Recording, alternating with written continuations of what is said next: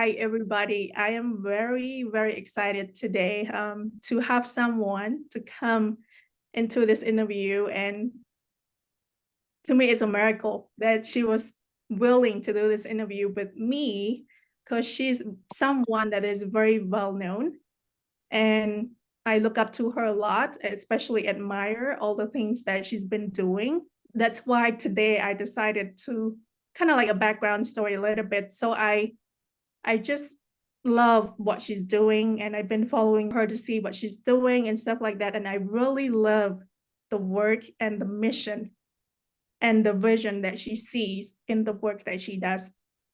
And one day I decided to send her a message through her Facebook page, kind of express my gratitude and my support to what she's doing. And recently I saw that she just accomplished something really big, and I sent her another message, and I wish that I could do an interview with her.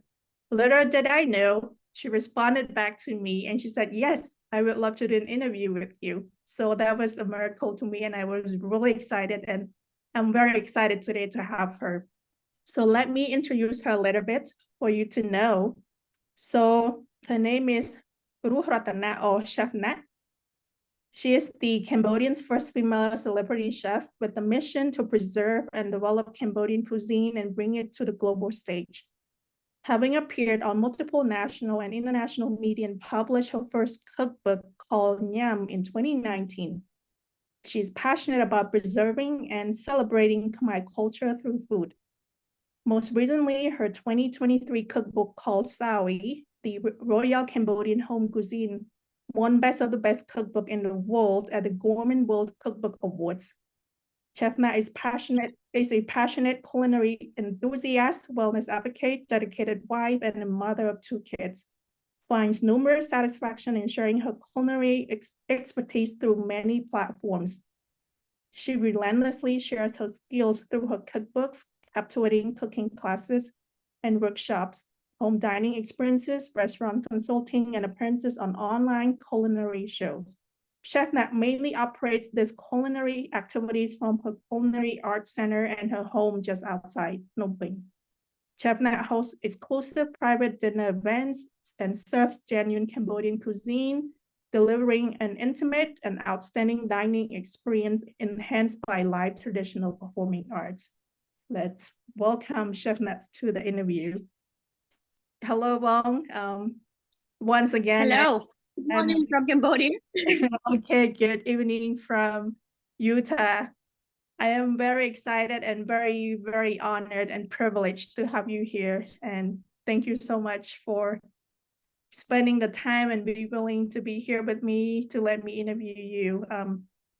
Probably before we dive deep into the interview, let's see, who were you before they knew you as Chef Nat? Well, first of all, thank you for having me. And who was I? Well, I was a mother of 2, and I was a wife. I was a daughter, and I was a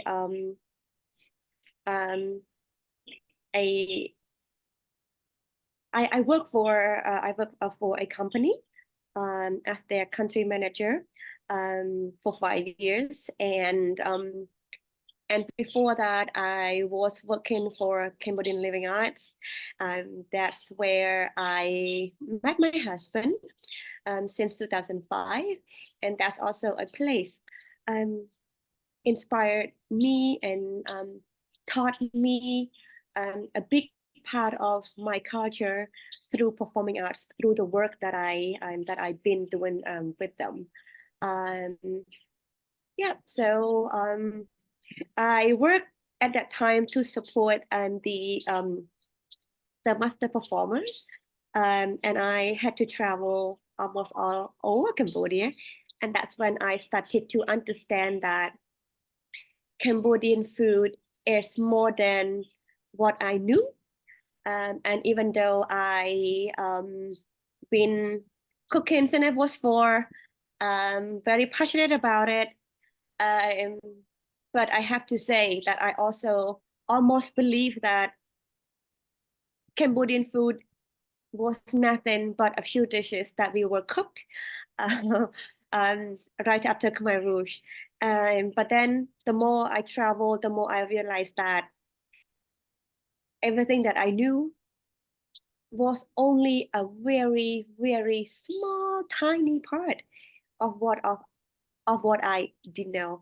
And that's the encouragement, that's the motivation for me to start it, to write down, to record, and to interview people, even just out of my interest, not even know that it's called research study or something like that at all. Yeah.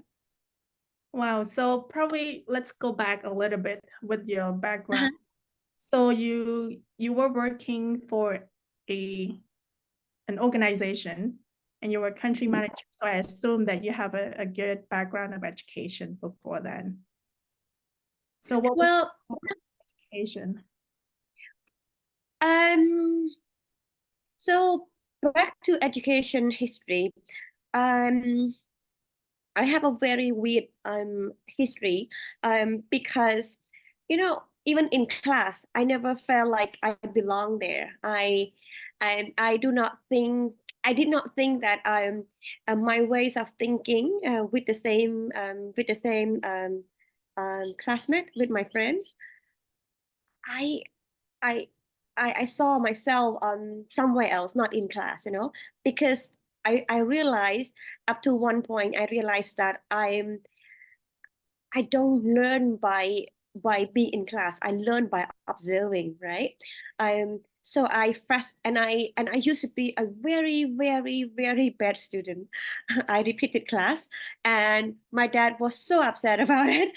And so he taught me. He was very strict to me, and then I skipped class a lot. Skip class meaning after learning fourth grade, I jumped into sixth, and then went to seven, and then not and then skip eight, but go to nine and something like that. So a lot of people know me as some people know me as a very bad student, and some people know me as a very good student. Depends which year they know me. But anyway, I also didn't finish high school, but then I'm gone through a associate degree as a accountant. Um, but then I also I went for university at PUC in Cambodia. Only because I would like to be able to learn English at the same time, along with degree, but couldn't finish it because um, life priority was family, was children, was work. And also my husband and I decided that we help financially with our parents and also younger siblings to go to good university. So I actually thought that I already started to work, and I might not need degrees to continue working, and that's why I thought that yeah, I will give that opportunity to my younger sibling, at the same time to be able to help them to go to universities meaningful at the same time. That I had to work extra hours on the top of my full-time job to be able to provide them financially. So yeah, it's a bit long, but I didn't finish anything. That's the that's the that's the story. Okay. But regarding of not very high education, but you had a really good job, to me at least sounded like, and provided you the opportunity to travel around the country. Did you say that you also travel outside of countries as well with that job? Yeah, so for when I work for Community Living Arts, I think my last work was a program manager. Um, And then, yeah, of course, it required me to travel around Cambodia. And then personally, as a family, we travel quite a bit in the region, to Thailand, to Vietnam, to Malaysia, Myanmar, you name it, right? And that's actually when I realized that their food is great, and I also fell in love. And that helps me to not only love our cuisine, but appreciate it. Because before that, I loved it because I grew up eating it and I love cooking, but I knew nothing about appreciation. 2010, I was assigned to work in the US by Cambodian Food, because at that time I was I think admin and finance manager,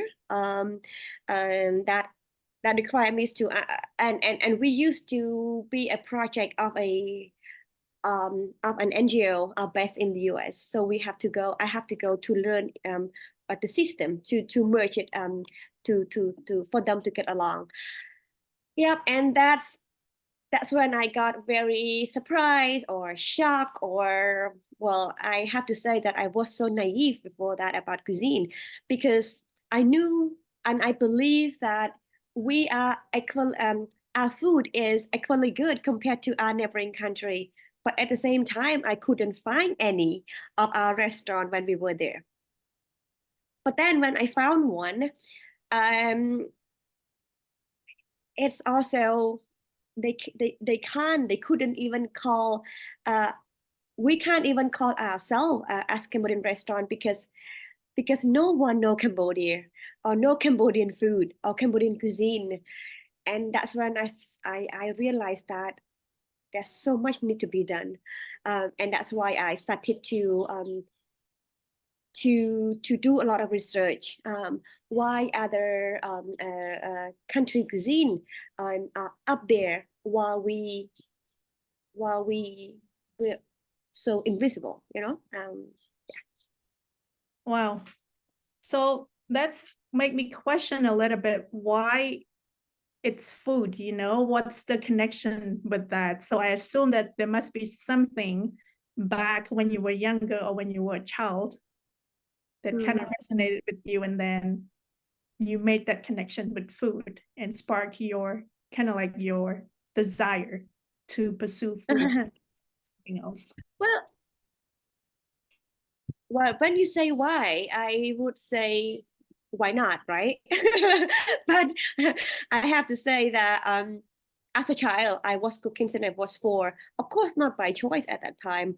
But life taught us or required us to do that, because right after Khmer Rouge, we were very poor. Our parents had to work very, very hard to make a living, to earn the ownership again, because they had nothing before that or after Khmer Rouge. But for me, it's more about,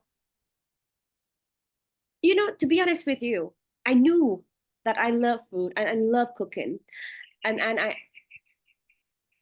but it's not about having difficult time finding my real passion. I already knew that food is my passion. But it's more about, like, yes, I knew that food is my passion, but so what, right? How do I start? Um, and start with what? And what do I want to do with it, right? Because I knew that if I, because I actually financially live quite easy and comfortable without doing all of these difficult things, But I think something that really ignited me when I started to realize that how much food can provide to a country or to a nation, to a culture, meaning its potential, while I knew it and don't do anything. And is that has been eating me up. And I realized that I'm very, very selfish person, because I've been only thinking about me my family. But then what can I do with my real passion and understanding a real potential and how much it can do to Cambodia? Um, yeah. But the other thing is that how do I do it financially? And how much do I want to do it? Because I actually love cooking, but I also knew for sure that I do not like to be cooking every single day. And I know that I would love to use food more than just to fulfill someone's stomach. I would like to use it to promote it, to give it a meaning, um, to give it a new perspective that tells story about Cambodia.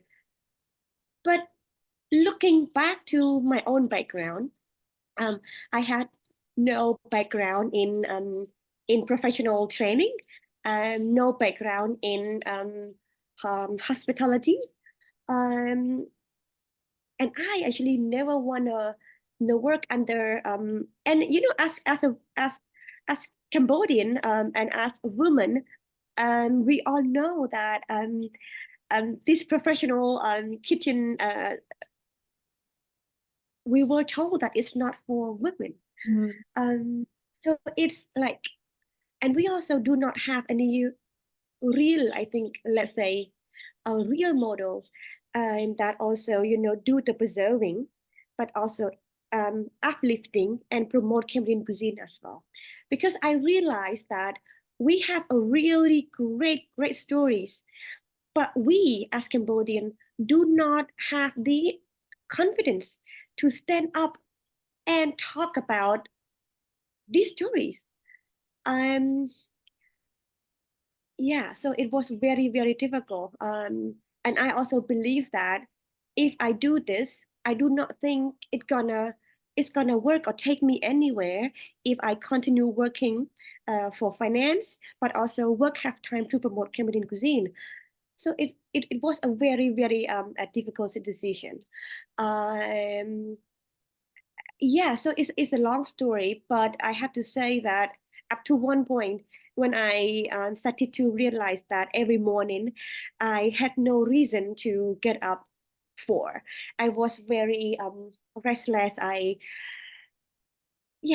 been feeling so guilty and not being able to do what I would like very much to do, and not only fulfill my passion, but it's a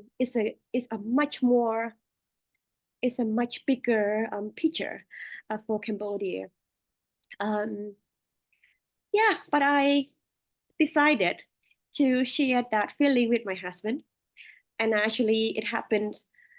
I decided to do that because we were on a vacation. We were in Disneyland in the US again, because our two boys always wanted to go. So we said, well, maybe it's a great chance to have a family holiday, and we go there. So I said to my husband that this is something I would like to do. But I can't decide to do that because it is a big thing, and financially it's not working because if I do this, I have to give up my well-paid job. And he said, just do it. And that's a green light I have, the biggest green light I have in my life.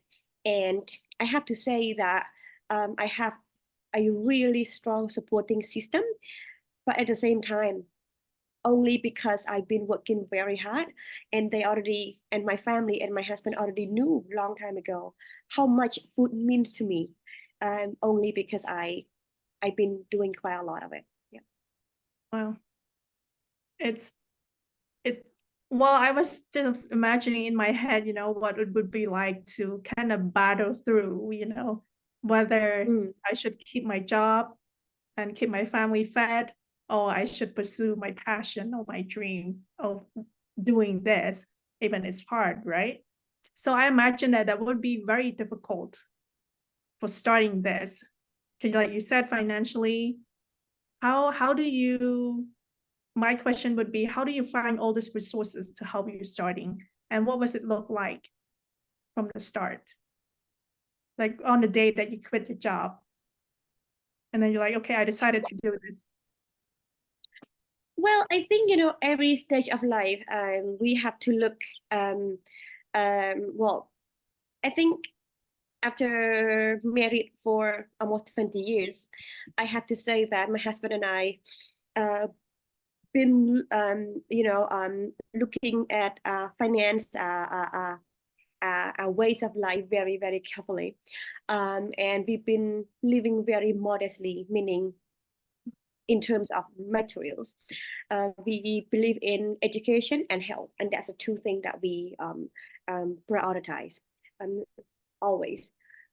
And we also been telling ourselves that, no matter how great the life is in now, it's never been, it cannot always go up. There has to be a time that it will come back down. And if it is, or when it's time, are we ready? Right? So, and that's why my husband and we always been very ready, but not ready for start something new, and one has to give up the job. It's different. But what I'm trying to say here is that we've been very careful. We've been saving and a lot, and we also have a very big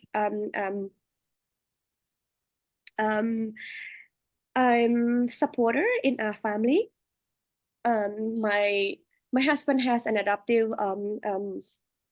father. He loves, he knows how committed we are, so we always has him as a backup. But as a couple, as a human, we wouldn't go to him if it's not really, really needed, right? But anyway, so having said that, my husband had to work 3 jobs to substitute to what I miss. So it wasn't an easy thing. So finance is one, but I have to say the feeling of loneliness, the feeling of why I am doing it, and how will I do it, and how much of this can I do by myself, and how much do I know, and am I good enough to even call myself a chef? And what does it mean to be a celebrity and celebrity chef, right? So those are the spinning circle of ideas, of questions, of doubts that I have to go through. But I have to believe that I don't need to know it all. But all I need to do is to learn, to study, to observe, to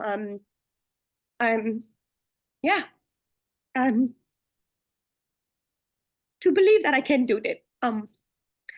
Especially having no one to go to when I need to, And I think that's the most difficult part. And to lift myself up every single time I want to quit, because it's way too difficult, much more difficult than I could anticipate. And I think that's the most difficult thing. It's not about finance, because I have the finance support from my husband, from my father-in-law. But how do I maintain myself still believing the vision, but also to maintain the everyday activities to go toward that goal is the most difficult thing. Was there a day when you first started, was there a day that you kind of like questioning yourself and you wanted to give up? Yeah. So for me, hosting, cooking, training my team to do something that we would love to deliver in terms of food, cooking classes, home dining. it wasn't a very difficult part for me because I've been doing that, and I knew that we would like to provide the feeling of home but uplifting. So something need to be learned, but it wasn't a difficult part, and we could deliver what we would like people to feel when or receive when they are here. But it's the writing, it's the research, um, it's the videos that I was having no one with me except my phone, that I have to set up myself. I have to buy ingredients, I have to cook, I have to edit, um, and I actually, that also wasn't the most difficult part, but the most difficult part was, who was I in that screen?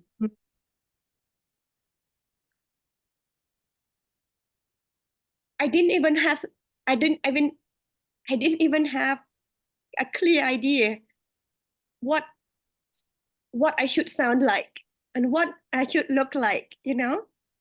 I've been believing that if I sound like Jamie Oliver, if I sound like um Gordon Ramsay, then I will be successful, right? But it's not how it is. I couldn't do that because it wasn't myself.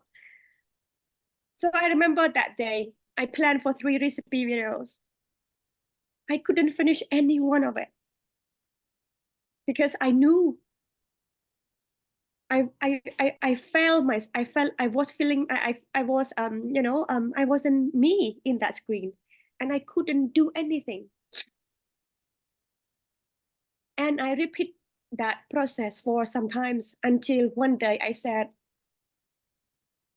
it's enough of trying to be someone else, to be the person who I believe that I will be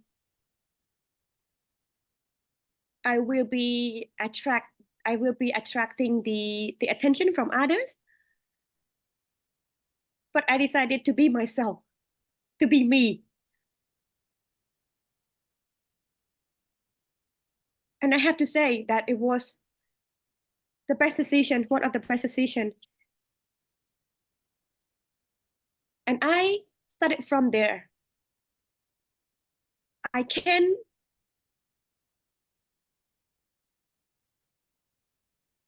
get inspired from others, but be no one but yourself.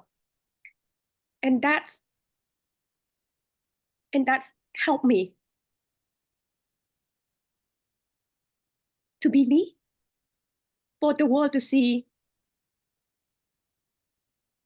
me as me, not someone else. And I'm very, very happy about it. But I have to say, it's not easy part. But again, when it comes to writing, I wasn't trained to like reading or writing. I was trained to cook fast, eat fast, go back to school, go to help my mother at the market, to help nanny younger siblings. And also, we never been taught to pay attention to decorate or decor our dishes, our food. Eat fast, cook fast, And we also never, you might experience this, we never cook with measurement in Cambodia because, so for me to sit down and write a cookbook wasn't an easy journey at all. And that's a part that I would like to give up for many, many, many times. And once I said I would like to quit, I think I'm done. I do not think it's gonna go anywhere. It's just a waste of my time and my energy. And then I decided to talk to my husband and to share with him about this, because financially he's the one who helped. So I felt like he has to know that this is a part that I don't want to do anymore because it's wasting my time and his money. And then I shared that with him, and he said, if you would like to quit that, it's okay. Or any part of what you've been doing that you want to quit, it's okay. But just think about, just ask yourself a question before you quit. And the question should be, why did you start this from the first day? Mm. Yep. So it took me some time to be able to even ask myself this question, because, you know, when you are in a very difficult time and you ready to quit, you don't want to do anything to go back and look at things, right? But I decided to do that. I accept the request. So I explored that question inside me. Yeah, So I how long, do. Yeah, sorry go to ahead. cut you, just wondering how long did it take you from the get going, you know, from the start to the point that you are firm on the ground and you're like, okay, you know, like the whatever you're doing, the business is doing well, you know, it's okay, it can sustain itself. So I'm just wondering, how long does it take to get to that point?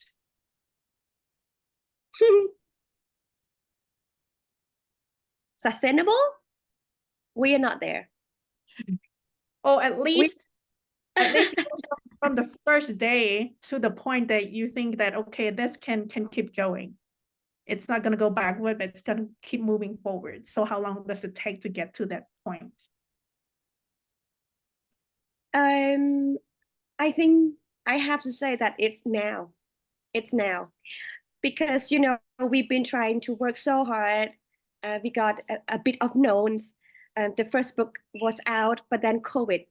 So we Mm. had to struggle again, to stay survive, to stay motivated, but also produce something very important during that time, which is the second cookbook, but also the new center that we are in now.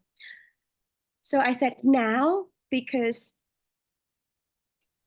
now I don't only have my I don't only have the financial support from my husband, but he is with me and he runs everything behind the scene, and I'm the front. And so we've been working together since still during COVID. So now, meaning I'm feeling so secure that when I'm out, when I'm traveling to promote it, when I'm speaking, when I'm motivating, when I cook, when I do whatever, I know that someone is behind making sure everything will be going as smooth as possible. And that's the best feeling I ever had, you know? Because, you know, as a mom and as a wife, sometimes I made sometimes I spend hours to create an amazing meal for others, but not necessarily knowing what my children or my husband will be eating that day, you know? But at the same time, while I was traveling, okay, what about the sales team? It won't. Sorry. Oh no, that's okay. Technical issues always happen. So I guess we're back. Um, all Thank right. you for waiting. Okay, let's continue our conversation. Let's see. I wanted to know a little bit because you had the first book out, and you already had the second book out. What was the process like writing those books? Because you said you're not a writer. Writing, it's not something that is your strength, but how did you start all of that? What was the process, and how long did it take you to write each book? Yeah, so the first book took 2 years, and the second book took us 4 years. It should be shorter, but instead it's double the time. So the process, yes, I admitted that it's not my strength, and it wasn't something that excites me. But I have to say that it is now. So I have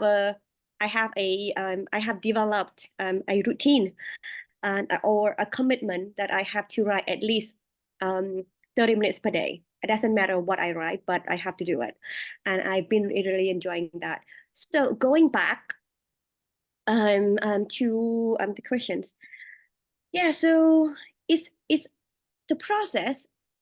I think anything has to any process or any project, it has to start.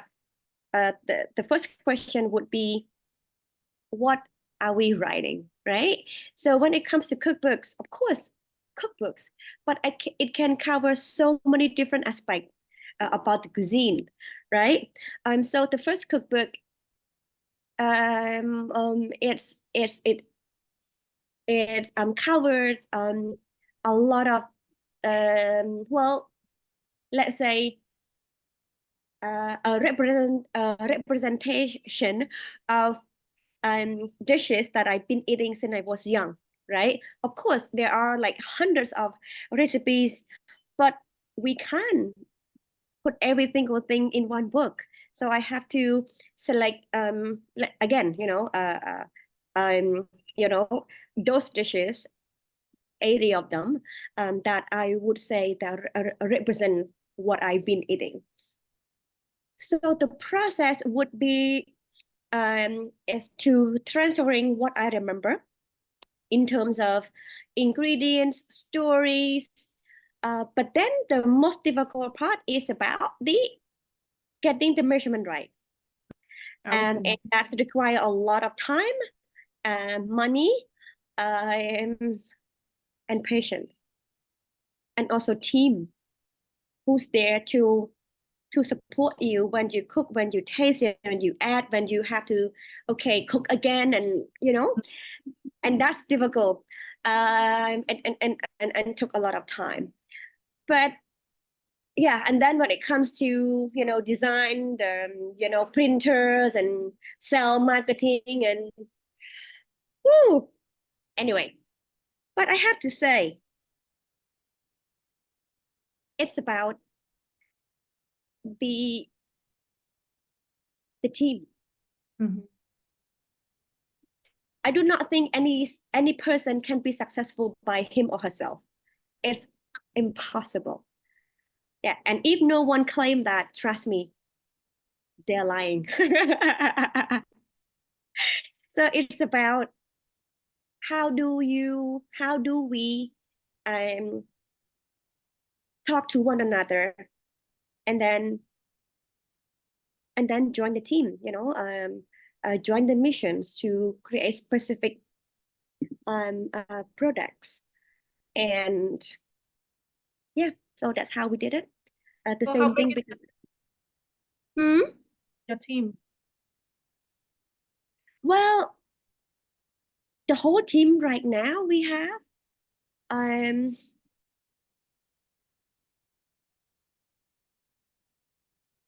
everyone, like the production team, the sales marketing, the food team, the everyone who maintain the whole thing, to make things green and beautiful, whatever.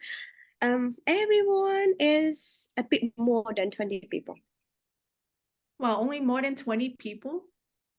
I would imagine it would be more than 20 people, because it looks like, kind of like to afford that. wow, that's amazing. Because I would imagine that would, I don't know, it takes a lot of work, like writing a book, like you said.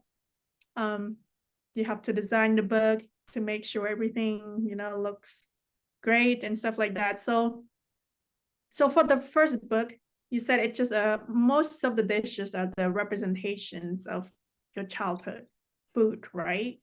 So I'm wondering, in terms of like researching or putting recipes together, because like you said that Cambodians, traditionally, we don't write recipes down. We just, by words of mouth, you just hands it down through words, right? And just go through and cook it and try it and taste it. If you like it, that's the recipe, but that's nothing. The So, recipe for that day. exactly. How did you decide that, oh, what dish to put on this book? And was it the recipes you already had in mind, or you had to go and do more research to collect all those recipes and put them together? For the first book, is those recipe. Well, it sounded like there are two questions from what you were asking. So the recipe is actually based on what I've been eating, but eating through my life. So I've been traveling a lot. I've been cooking a lot at home. So it's a combination of both. And some of the recipes, for example, one of the soup, the some law the some law mà chua thế nào sạch tỉa, the palm fruit with duck sour soup, for example. It's one of the recipes that I tasted in one of the villages in Nam Dai in Siem Reap.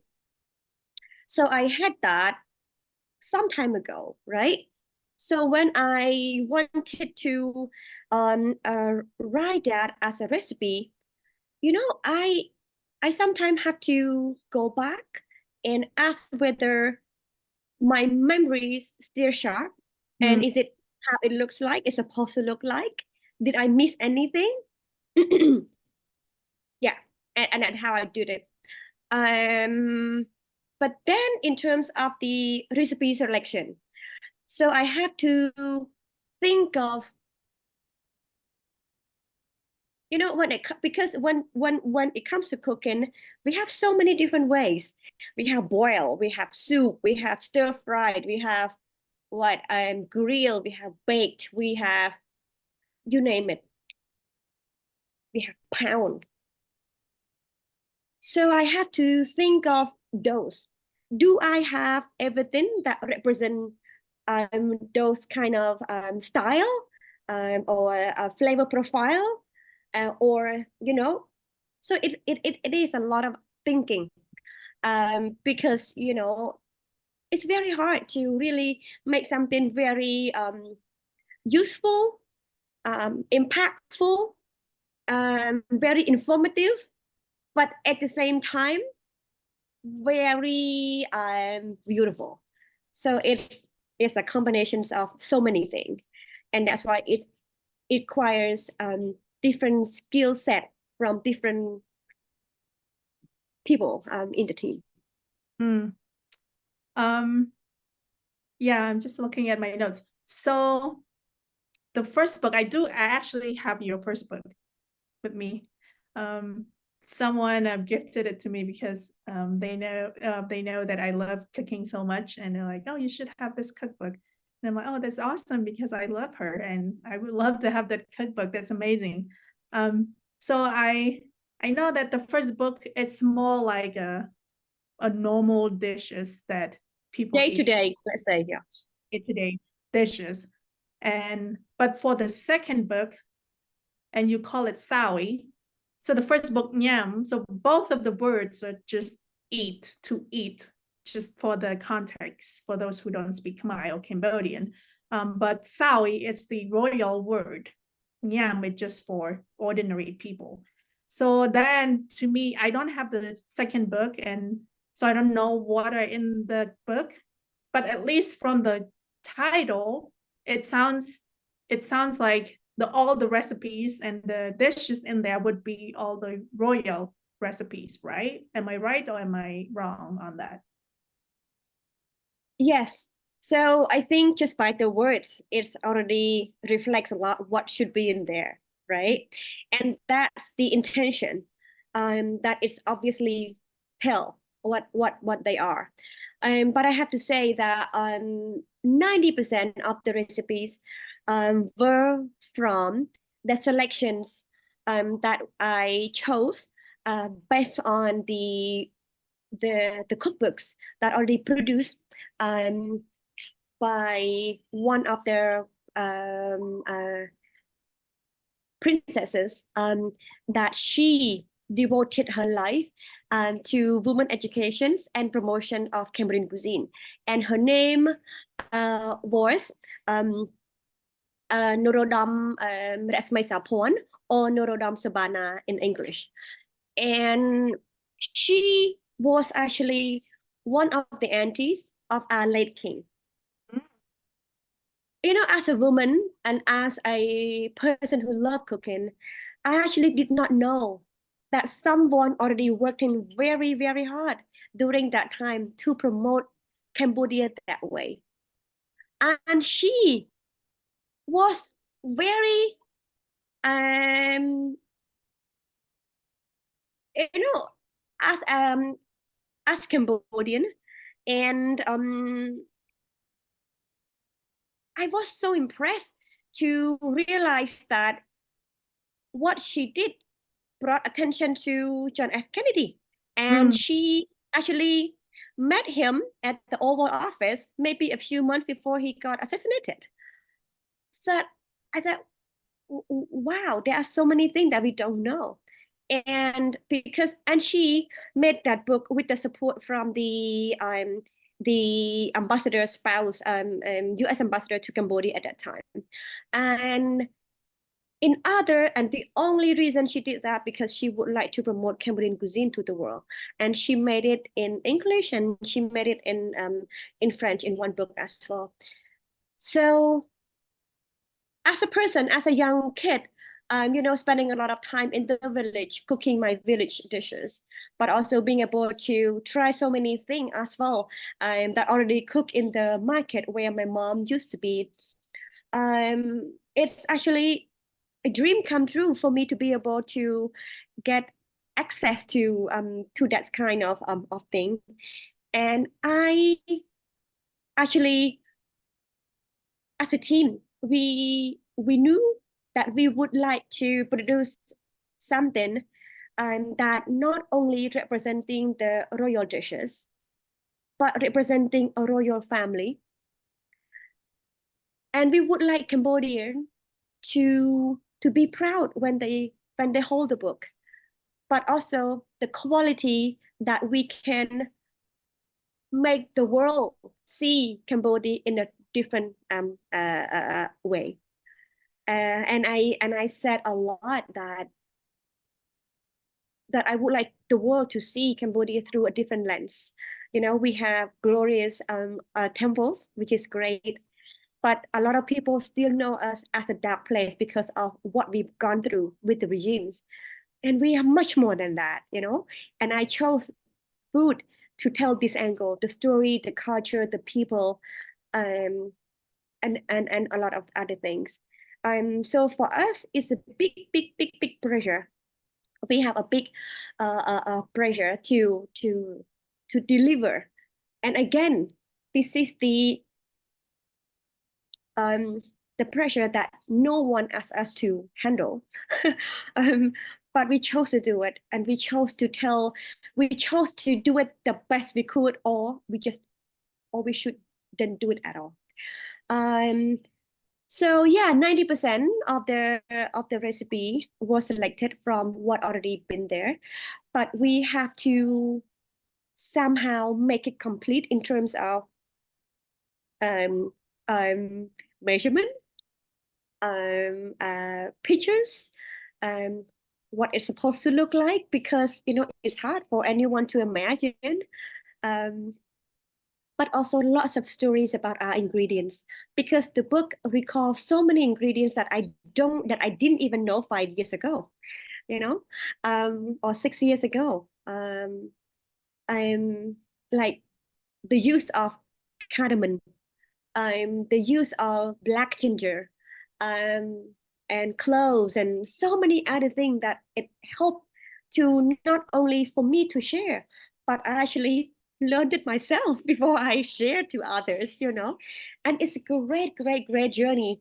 And I have to say that I've learned so much, and I'm very proud of the team who dedicated their time and believing in our vision. Um, yeah, to make something great, not only to fulfill our passion as a team, but to create something that for Cambodia, for Cambodians, for every single Cambodians. Wow. And what made this book won Best of the Best Cookbooks award from Gourmet World Cookbooks?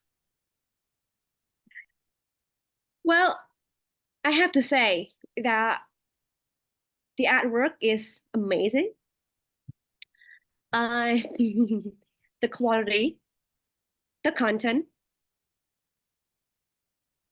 and I think the story behind it, and and I think the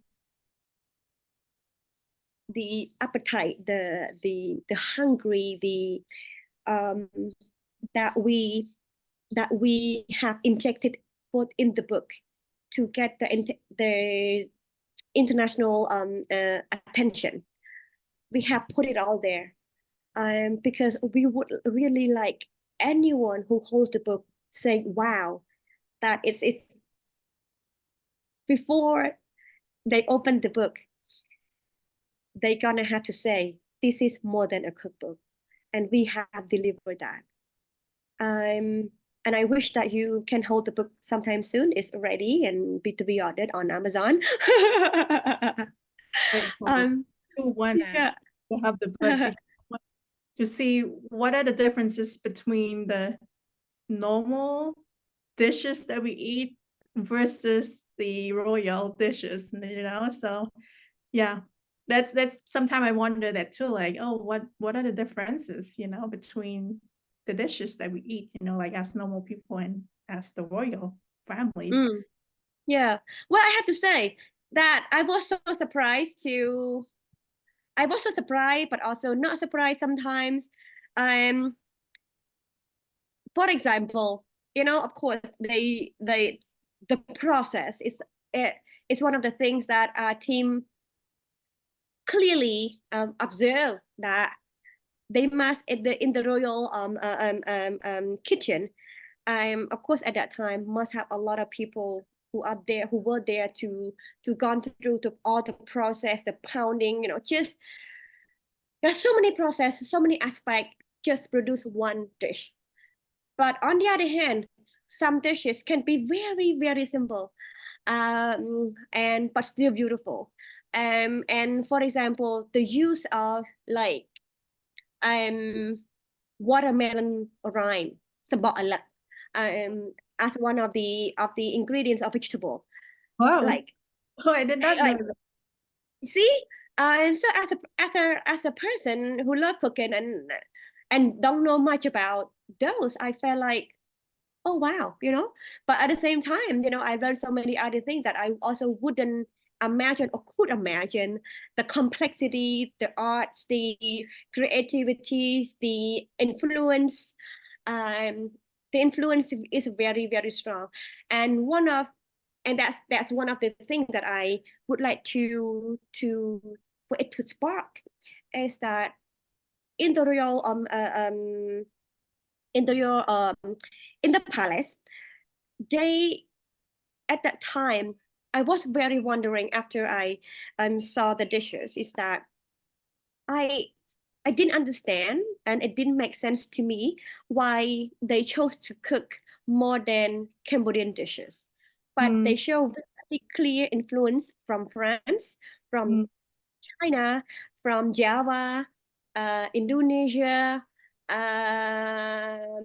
Thai, um, and many others.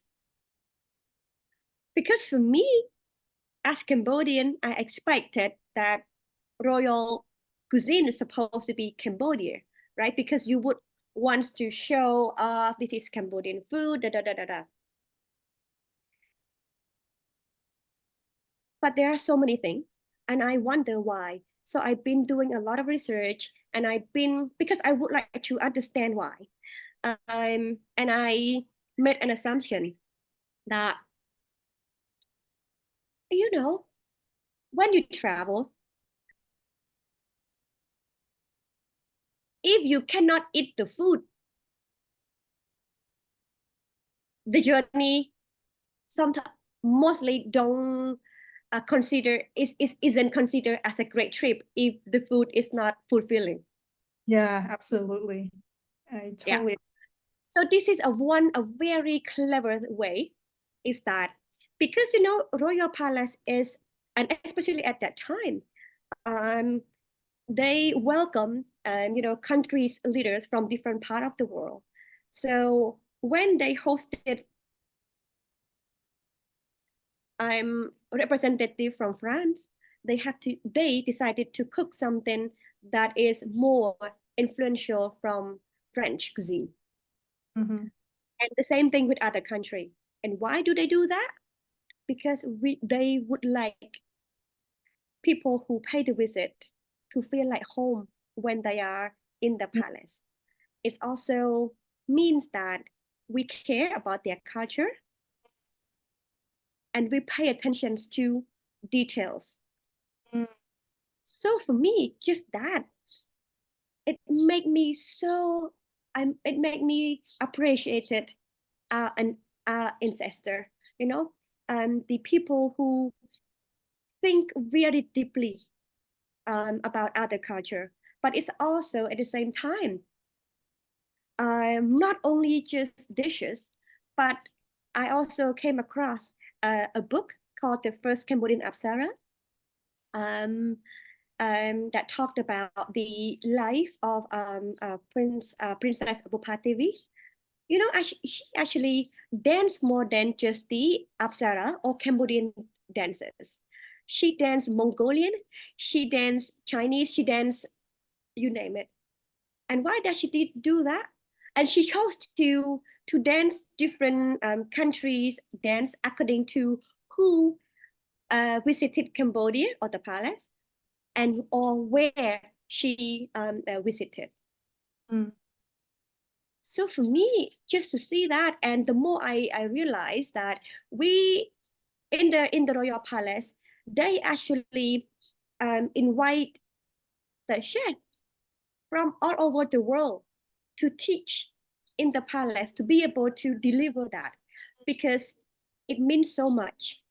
But during a meal, they also have a mixtures of Khmer, but also some that we would like to highlight, but also to um, allow people to taste what it is like.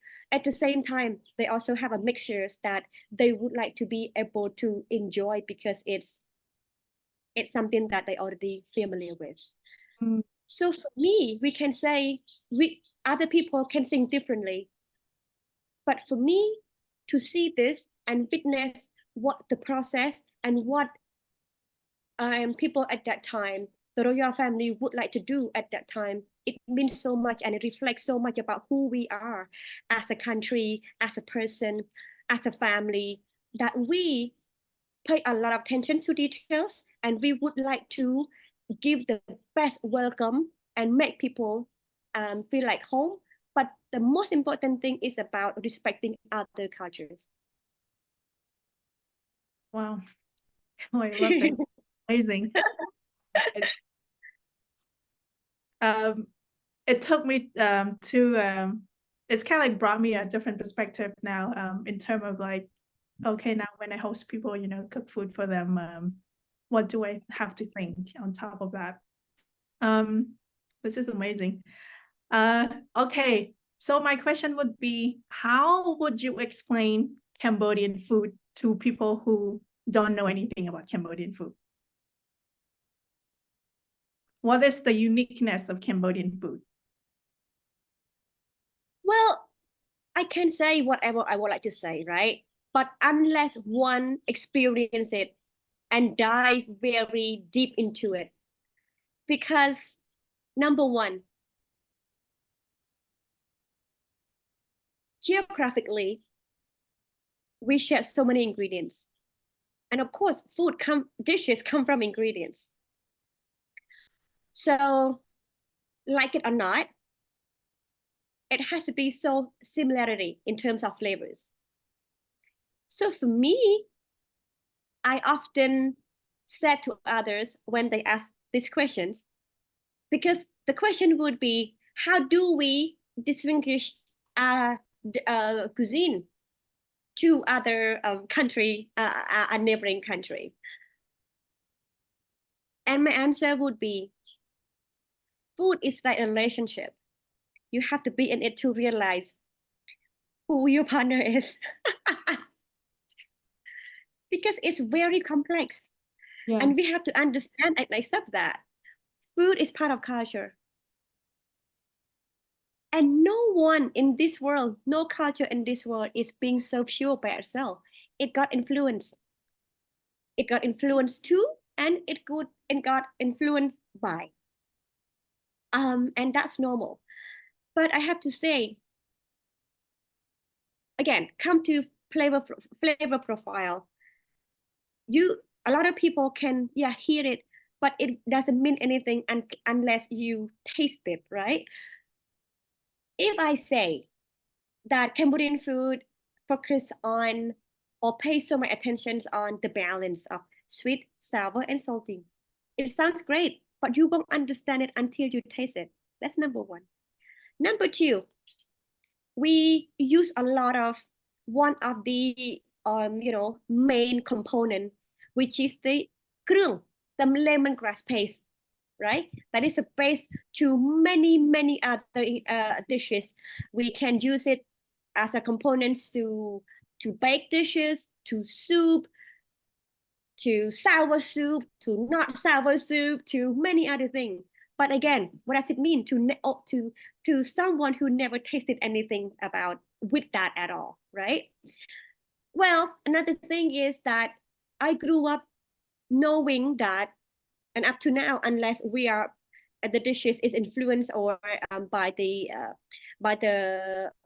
provinces that border to our neighboring country, our food never been automatically spicy, and the spices always has been served as the condiment, and that people can serve themselves when they would like to give get a kick from it. But it's also representing that our food is meant to be for any ages, in the family. Everyone can enjoy. But it's also for anyone from around the world to enjoy. And a lot of people know Cambodian food. If they don't, a lot don't know about Cambodian cuisine. But if they do, they knew about that it's all about prahok, the fermented fish, which is not true. Or Cambodian eat bugs, we eat this and eat that, is disgusting, da da da da da. Yes, insect is part of our diet. And we didn't do that because we had to go through a Khmer Rouge, that we have to feed ourselves with those that are available. But it's part of us. But we are much more than that. And that's why for me, when I'm being invited to join anyone from all over the world to tell the story about Cambodian food, but they chose to talk about Cambodian food, but then, chose the angle of bugs, of insects, and rats. I said, come on, people. You are not doing this for Cambodia, but it's more for your own self. And I do not think Cambodians, I do not think that that kind of angle representing us. So stop, or at least I can choose not to be in it, because we are much more than that. So I think we have a lot of, fermentation, of course, because this is one of our tradition. We did not have refrigerator. We didn't have cooler. We also not a country that snow. So we have to find ways to ferment, to preserve. And of course, those give us a very punchy flavors. But again, it's all about how we balance or use it as a flavors to enhance the whole dish. It's not about Prahok is a big part of us, but Prahok is not everything about us. One phrase in there that I love, and I'm glad that I said it right. Usually when I explain to people about Cambodian food, I said we put spices to enhance the flavors, like you said. So I love that. So Cambodian food, it's not about what's need to be in there, but like make sure that why they need to be in there, do they enhance the flavors or not? And I love that. And I love the way you said that only when you taste it, you know what it's like. It is hard to describe. Even we tell you that it's the balance between the saltiness, sweetness, sourness, bitterness, and everything. But unless you experience it and you taste it on your own, you know that what is the uniqueness of it. And I love that. Wow. Okay, let me switch gear a little bit because I understand that you also have cooking center, you have home dining, you do all kind other things. So I want to focus on home dining. So when people, so I'm just wondering if they wanted to know, like, okay, if I want to go and have experience of home dining, what would be the experience like at your place? So for us, we only host one group at a time. Doesn't matter it's a person or 60 people at once. And the reason we did that, we've been doing that because number one, the group has to know each other before they arrive, right? And this is home. This is not a restaurant. This is not a hotel. This is our home. And that's a kind of feeling that they should receive when they first come in. But it's a lot more than just food. It's the journey, the journey of experiencing um, um, the environment, the architect of beautiful wooden homes, the way we set up as a Cambodian, the antiques that we've been using in our daily life, but not necessarily now, but bring it toward, but we have been, I have to say, cleverly injected in our daily use so that it's have a life again. The story of our ingredients, the story of our houses, the story of our team who's been working very hard to produce a meal, because everyone that involved in that meal will be there for you as part of an experience. A lot of places, or in general, the kitchen has to be hidden, and the chef, the team that produce, spend a lot of time, never been seen or never been heard. But this is not how I do it. Everyone involved has to be there. But the story of ingredients, of course, but it's also the story of dishes. So what I'm trying to share with you right now is I use food angle, but tell story about Cambodia in general. So when people come here, they are not paying for food, but much more than that. They have to come, but at the same time, willing to learn about Cambodia. And if they don't have 3 hours, don't waste their time and don't waste my time. Because every single time I host is also my investment. Because sometimes when I host, financially, it doesn't make sense for me to do. I can earn a lot more just by myself, not involving my team, right? But every single time people come here, they go back with something that they learned. And I invested my time, energy being with them, telling them stories about people, about food, about Cambodia, because, and share with them the flavors of our real home cooking, but also food or dishes that they might not be able to find outside. because we actually investing in the people who will be a food ambassador after the journey. Mm. Yeah. And that's why I cannot be careless. Every single day I host, it is an investment Mm. from me. Even though people are paying to come here, but if they are not willing to learn, they come to the wrong place. And I'm glad that we reach, it's being very clear that people who come here, they expected a lot more than just food. And we've been dealing that. And I know that we've been doing the best we could. One thing that I also would like to share is that, of course, Cambodia, of course, everywhere, we supposed to, and we should have a different options, street food or restaurant that would provide middle class or middle price. But I do not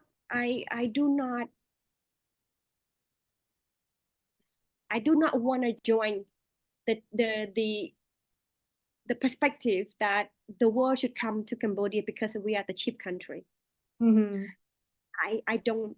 I'm not on that, and I'm here to work on a very small group of people, but the people who are ready and willing to learn, willing to pay, but willing to absorb and spread the information. Mm. Yeah. And that's who I am targeting. And we've been doing the great job about it. Yeah. Wow. Yeah, so it sounds like you're not paying for the food, but you're paying for the whole experience of what's behind those food. What are the stories? Yes. What are the connections? Why those stories connected with the food that you are eating on the table. That's right. That's right. Yeah, food is a big thing. It's a big part, but it's a lot more than that. Mm. Yeah, I agree. It's just the story behind the food. The food Yeah. itself doesn't have a lot of meaning. Everything, everything, and the whole center by itself. Yeah. Yeah. Wow. That's awesome.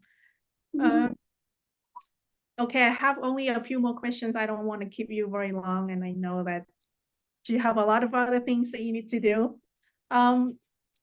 One question that I would love to know, because generally chefs are men. Only the cooks in the homes usually are women. But when you see chefs, mostly are men, and you are a woman.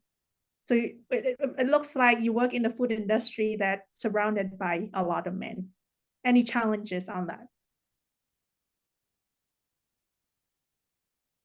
Well, I have to say it's not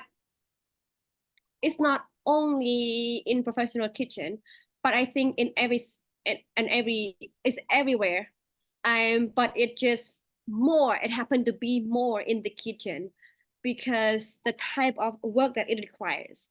It requires somebody to be able to lift very heavy thing, and to be able to handle heats and the pressure and many other things. And yeah, and it just make it look like it's a very male dominant. And that's also, through experience, I could see that, yes, it looks like a very male dominant, and it is. I think number one is the nature of it. But number two, I think at the beginning, we as a woman were made to believe that it's only for men. And when I was young too, when I shared with adult relative, when they ask, "Now, what do you want to be when you grow up?" And when I say I would like to be a chef, and you know what they ask? Have you seen anyone professionally successful as a woman chef? Chef only should be the one who cooks at home, and they make it very general. They already generalize it, right? But for me, up to one point, but again, it's also through the efforts and through the journey, through the belief that I don't need to be the person who be able to lift things or to shout or to, I don't know, you name it. But it's more about the arts, the skill, the softness or the strength sometimes. I don't shout not because I cannot shout, but I just don't need to, right? It's more about how do we use the skill we have and then being able to work with men that we maybe could borrow the strength. I do not have that strength, but I have my other expertise. So every single time I went and trained professional team in the professional kitchen, I made it very clear from the beginning that I'm not here to teach you how to use your knife, how to use your very expensive and big and heavy machine, or for me to teach you how to toss your wok. It's not about that. And actually, you know better, much better, because you've gone through the process, you go to school, and I don't have that skill. But I'm here to share with you what this dish should taste like and how you could maintain the flavors every single time you make it. And if you win, I win, because your boss hired me for a reason. So that's how I work. Yeah. Yeah, it's not about showing off my skill because I don't have that skill. I'm here to share what I'm hired to do. And it's hard. It's very hard from the beginning. I was no one looked at me. I wasn't been given a proper place to work. But I think anything had to start somewhere. And it's okay. It's very okay. It's all about how do I want people to look at me. Mm-hmm. Yeah, I have to say that I never had my chef outfit until I got a invitation to train professional team, because I thought that I don't need it, right? I didn't need it. But up to one point, you have to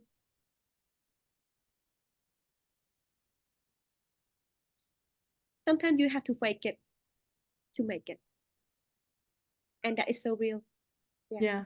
Fake it in the sense that you don't need to know everything, but you have to believe that I have to believe that everything can be learned, can be taught if I want to. Yeah. Yeah. Wow. So what's your vision moving forward? My vision moving forward is that I can relax soon. I want to do less work soon.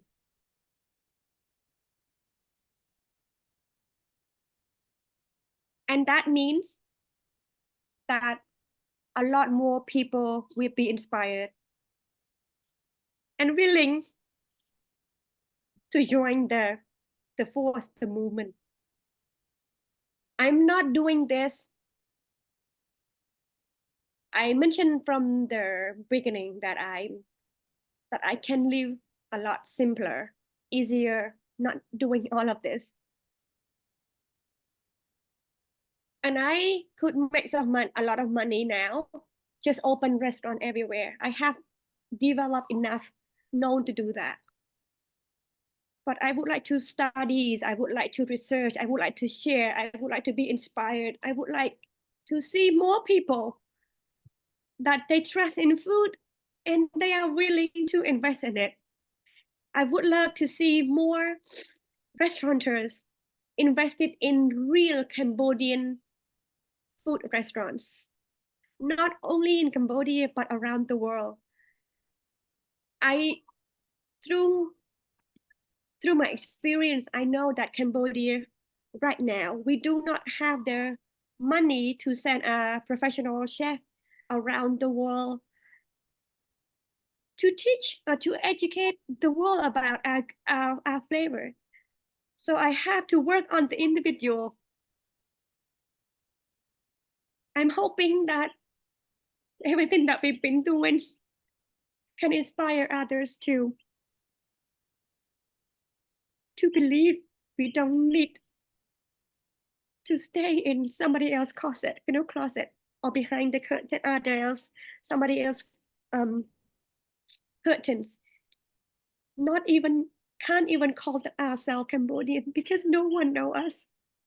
I'm doing this so that when people say, see Cambodian restaurant, they would like to go in. But it has to come from us as Cambodian to see the potential and willing to invest in it and join the force.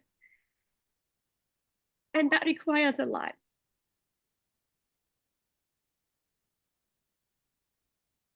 Yep, and that's my wish. That's a real wish. And I, with my own and small little pocket money, this is what I can do for Cambodia. I do not have the fund to send everyone around the world. But I hope that I can inspire people who love food and believe in Cambodian food, willing to invest in Cambodian food everywhere around the world. And that's what I would call a success. Mm.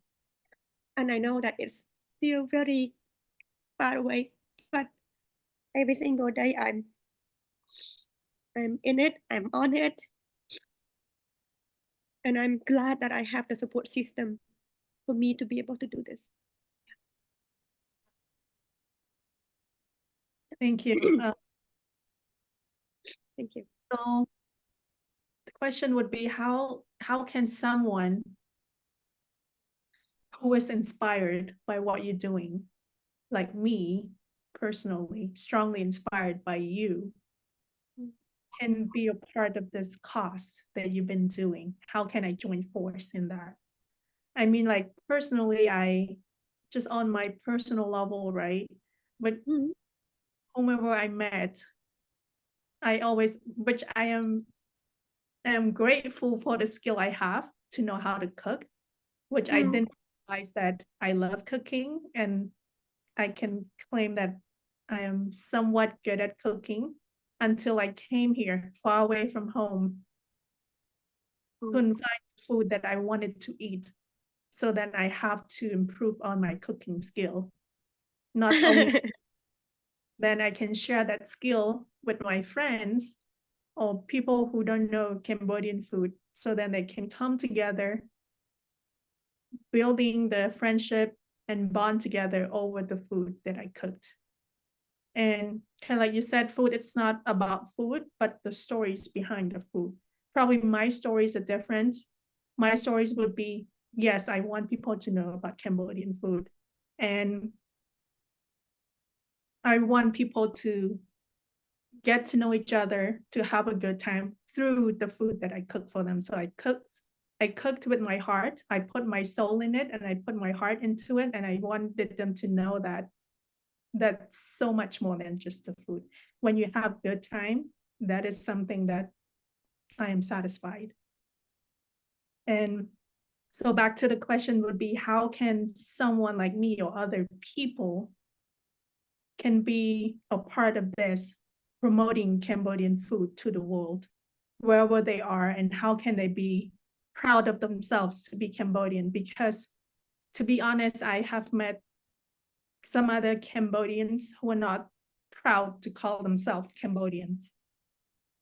They think that it's better to be somebody else than not Cambodians. And some people would like, I don't want people to know about Cambodia. When they grew up in Cambodia, a place that once they called home, but then they try to forget about their roots. So what would be your message to them? And how can they change that mindset and be a part of this?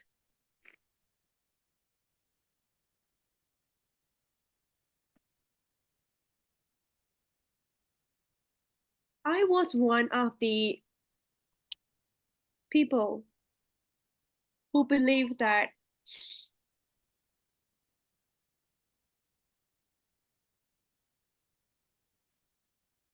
US, Australia, New Zealand, France will give me a better life. And like so many others too, when they could afford, they would send their children away, or they move away from the country, from Cambodia, because they believe that it's a better place. I don't blame them because I was one of them too. But the reason that I'm here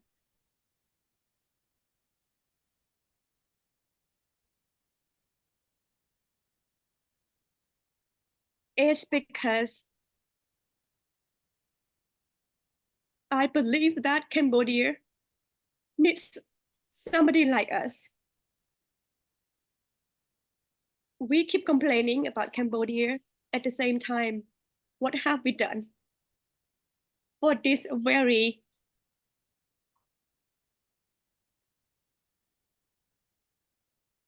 sad country because of what happened to it, what happened in it? It's not a sad place because what it is, but because of what happened to it. And we cannot change things that happened. But how could we, as a human, as a person,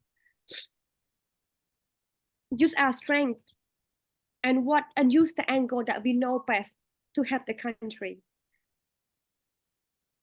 I believe that I was no one. I was small. I have no impact.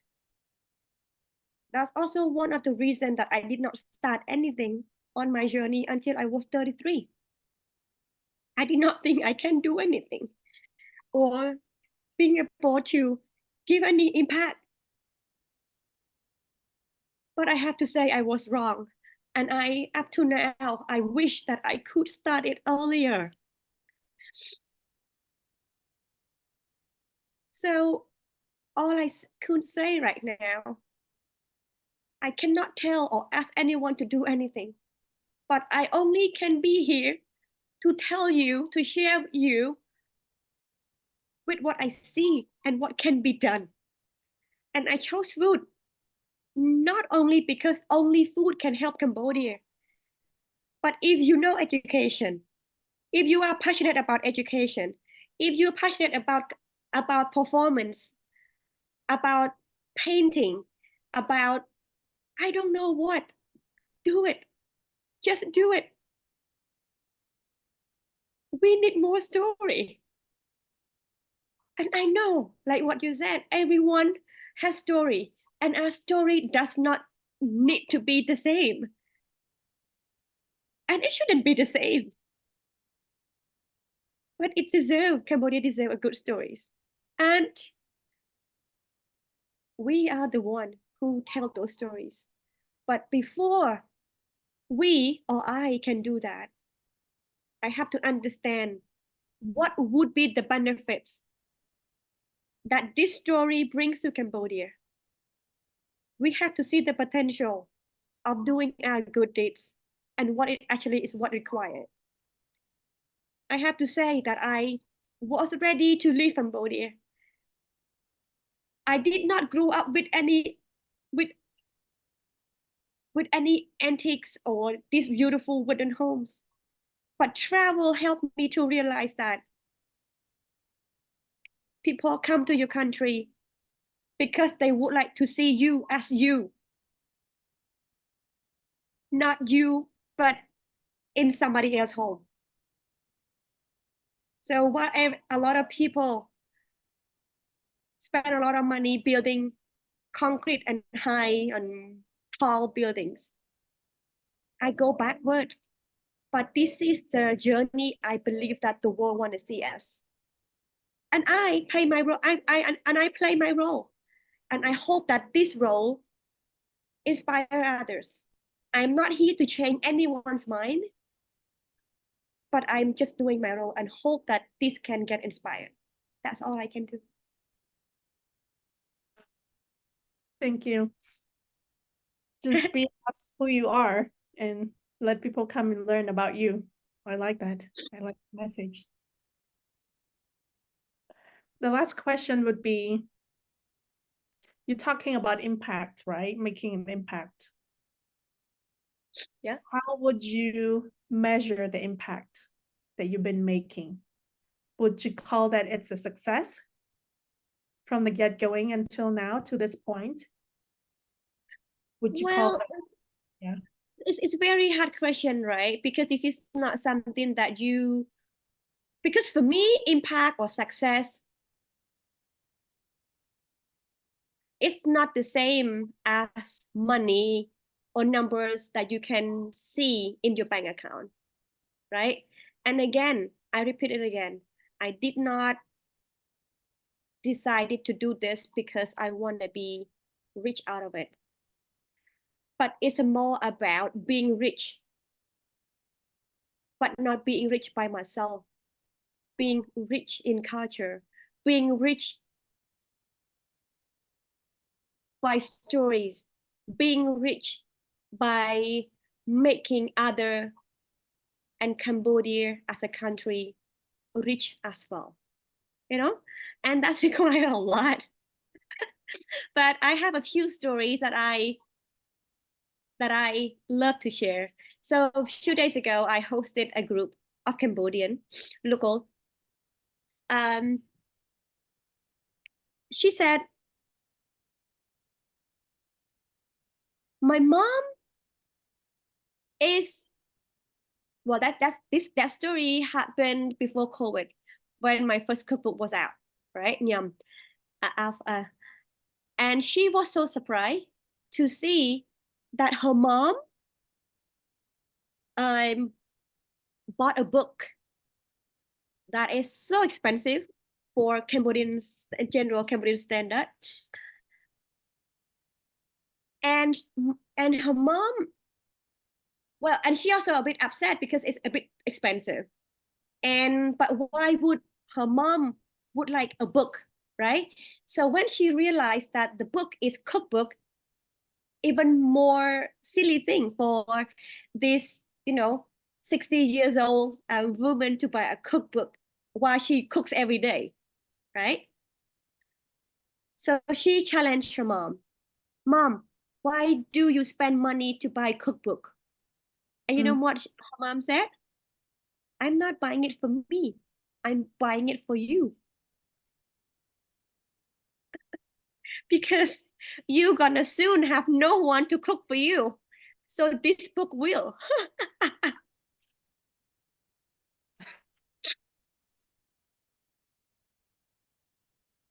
And some of the story like, Bong, I never know that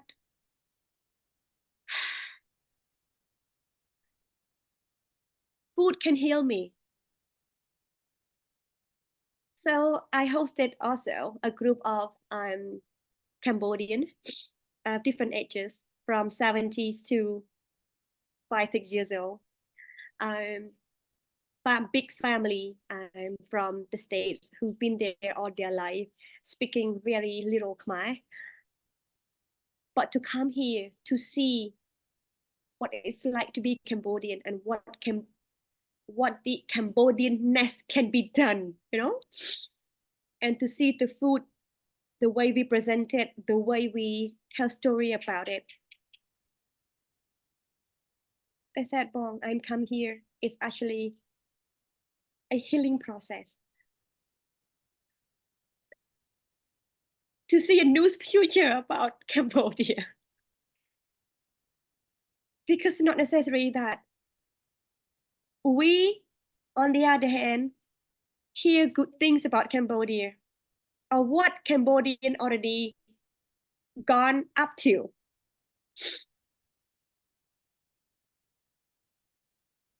So for me,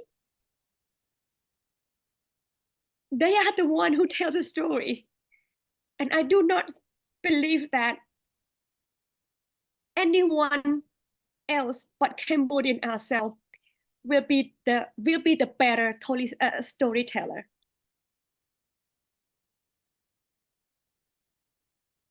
And that's a small thing. You know, having the book being to win the best of the best in the world and all those stuff, it's a great thing. But no matter how good we are on stage, but if we don't have the ground that is so strong and willing and um, but understanding the potential and have the confidence to spread words, believe me, we're not going anywhere because we only have the fame, but at the same time, we don't have the products that is ready. And that's why we do so many things. Yeah. Mhm. It's heavy, right? It's in the sense it's not heavy, but to me it's Well, it's just for me, at least. probably for you it's heavy, but for me it's inspiring. Especially also admirable for what you're doing. You know, I am sure that it's not easy, like you said, it's very hard.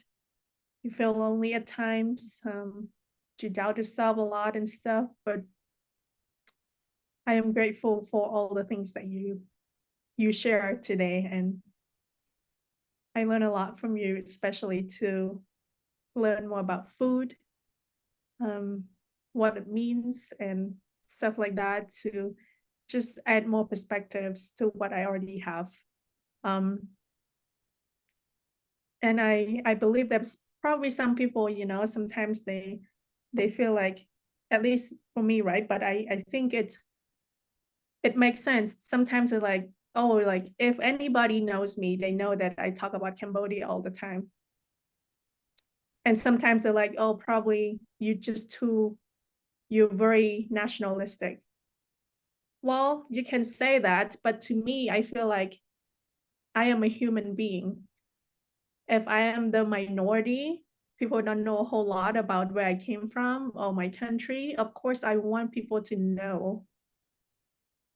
Because even it is a small country, not a whole lot of people know, but it's a place it's worth for you to take the time to learn about it. Because you might say that it is biased, but to me, I feel like everybody should know Cambodia. We have so much to offer. Like you said, not just to know us about the things that we went through, but also to know us in a different angle that you didn't know before. And of course, because we want to be known, because not a whole lot of people know us, so we want to be known. And I assume that that's one of your reasons to keep doing whatever you're doing, even put your own money into this, your own time. You know, you had to quit your job, and your husband sacrificed a lot to be in the back to support you for that. And I believe that because our attention is just a hope that people would know more about us, because we have so much to offer and we have so much for people to learn from. And hopefully that you will be open-minded to learn from us. Like you said, to learn us as who we are, but not to learn about us as who somebody else told you we were or we are. But just come and experience it on yourself to know who are Cambodians, what do they have, what do they have to offer. And like if you listening to this and you want to learn more, like Chef Nak said, she has a home dining that you can go and experience it. It's not all about the food, but it's not about the money, but it's about the stories and experiences that you will take out of it with what you're paying for behind it. My last question would be, what would be your last message to people? Well, I think we kind of said every single thing, in different part of the conversations already. Um, yeah, I think any country requires um, um,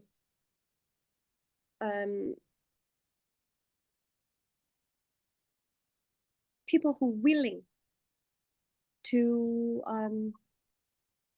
to express themselves as who they are. And without the pride, I don't know how they would be able to do that. But it's so much about, because we are in it, it's just so easy and naturally that we overlooked at things. And it's all about the willingness to learn what are the great potential that sometimes we as Cambodian pay a lot of money to go see somewhere else, but forgot that we have all of those. Mm, But without um, make it in shine, meaning that we know if we no, and what I'm trying to say is that we have great resource, but we have to polish it, and without the understanding or this understanding the potential, we won't be able to earn the confidence to spend time to polish it. You know, we have the stories, but it's all about how we tell that stories and who do we choose to tell it to, because not everyone willing to listen, so we have to be picky as well sometimes. And yeah, I think this is more about us, but I think for the world, I it's it used to be very painful, but it's still very interesting to me. Every single time I go outside and then people ask me where I'm from, of course they don't know it, which is fine. So I can, tell stories about it, but most of the time they ask me, is it safe to go? yeah. So for me, I'm not there to challenge everyone, but those questions help me to come, sit down, reflect what need to be done so that people stop asking us this silly question anymore. Mm, Because Cambodia doesn't deserve that kind of question or understanding.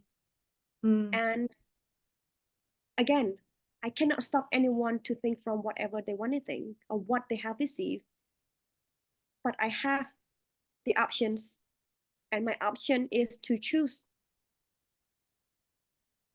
to tell good story and true story about my country.